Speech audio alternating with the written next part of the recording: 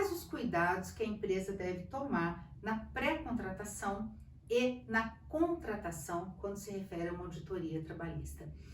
Doutora Leila, já estamos aqui conversando, né, sobre vários assuntos referentes à auditoria trabalhista, mas especificamente na pré-contratação e na contratação, quais os cuidados que a empresa deve tomar? Doutora Virgínia, muitas vezes, a maioria das vezes, o RH ele não está orientado para tomar providências durante a pré-contratação e sim só durante o contrato. Às vezes ocorre de um candidato não ser contratado, por exemplo, por um dado preconceito da pessoa no departamento de recursos humanos. E isso lá na frente pode acabar vindo gerar uma ação por indenização de dano moral. Então, o ideal é que se oriente muito bem o setor de recursos humanos na pré-contratação, para que ele se identifique antes se o candidato preenche o perfil da vaga, preenche os requisitos objetivos daquela vaga. Isso também ajuda a evitar um passivo trabalhista lá na frente. A questão da indenização por danos morais, que pega em muitas empresas, né, doutora?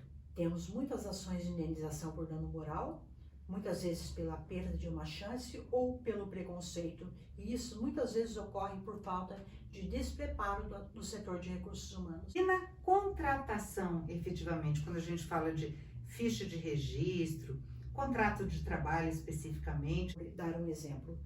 Eu contrato um dado funcionário e esse funcionário ele exerce cargo de confiança, mas eu tenho uma ficha de registro padrão. Naquela ficha de registro padrão está escrito que ele vai exercer as atividades em certo horário.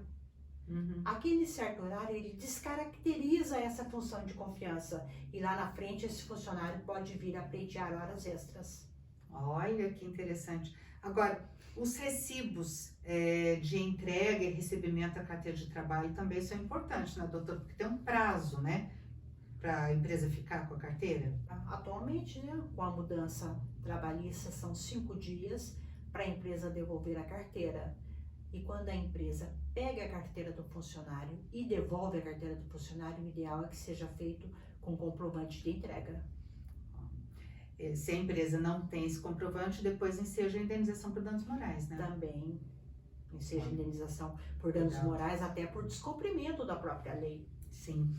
Com relação especificamente no contrato de trabalho, aos descontos de avarias, vamos dizer, na empresa de transporte, que a gente está conversando bastante. O motorista bate o veículo que ele está dirigindo. E aí a empresa vai descontar dele, a empresa pode descontar dele essas avarias, o conserto desse veículo, ou então qualquer outro tipo de desconto. Como é que pode ser feito? Sim, a empresa pode descontar dele, do motorista em si, desde que seja cumprido 2 requisitos, que esteja previamente estabelecido no contrato e que haja culpa ou dolo desse motorista. Certo. Comprovado. Comprovados. Na maioria das empresas, no contrato de trabalho consta que vai ser descontado determinado valor, por avarias ou por multas, por exemplo. Só que, como eu já falei anteriormente, raramente o empregado tem o hábito de ler o contrato de trabalho. Então, nesse caso, o ideal é que se faça um adendo ao contrato de trabalho, que se faça um complemento ao contrato de trabalho. E qual o percentual do salário que pode ser direcionado para esse desconto? Normalmente, o habitual é que não ultrapasse de 30% do salário. Certo. E as multas podem ser descontadas também? As multas podem ser descontadas desde que haja efetiva culpa do funcionário. Daí, desde que comprovado que era ele que estava dirigindo naquele momento da multa, né? Exatamente. E com relação, por exemplo, se ele foi multado porque ele estava usando telefone celular, ele pode ser mandado embora por justa causa? Pode ensejar essa dispensa por justa causa? Nós já temos algumas decisões a respeito do Superior Tribunal de Trabalho que permite a justa causa pelo uso do celular no volante. Olha, então muito cuidado aí. E o termo de vale-refeição e do vale-transporte? É imprescindível que esteja identificado no contrato de trabalho, especialmente, por exemplo, a pessoa ela renuncia ao vale-transporte. Ela pode renunciar?